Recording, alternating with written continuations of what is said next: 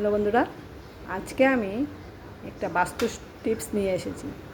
এটা আপনার ঘরে রাখবেন, সুখ সমৃদ্ধি, যত গাছটা বড় হবে আপনার সংসারে সুখ সমৃদ্ধিও বাড়তে থাকবে। দেখেছেন, এই গাছটাকে বাঁশ গাছ বলে। এটা মেশোর থেকে আপনারা পাবেন। মেশোর মধ্যে এটা 150 এরকমই মিলে যায়।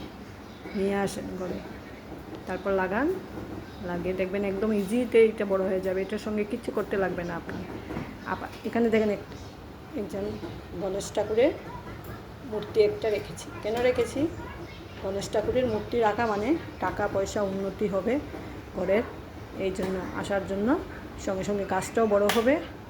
ঠিক আছে বন্ধুরা, এটুকু তো আমরা করতে পারি না। ঘরটাকে সুন্দরও লাগবে দেখতে। আপনার লাগিয়ে রাখেন না, একটা কেন অনেকটা লাগিয়ে রাখেন। ঠিক আছে বন্ধুরা, আপনারা এটাকে শেয়ার করবেন আর লাগিয়ে দেখেন কত ভালো হয়। আপনারা লাগান, তারপর আমাকে বলবেন কমেন্ট করে কি হয়েছে। সত্যিই এটাকে একটা কাজেরই গাছ।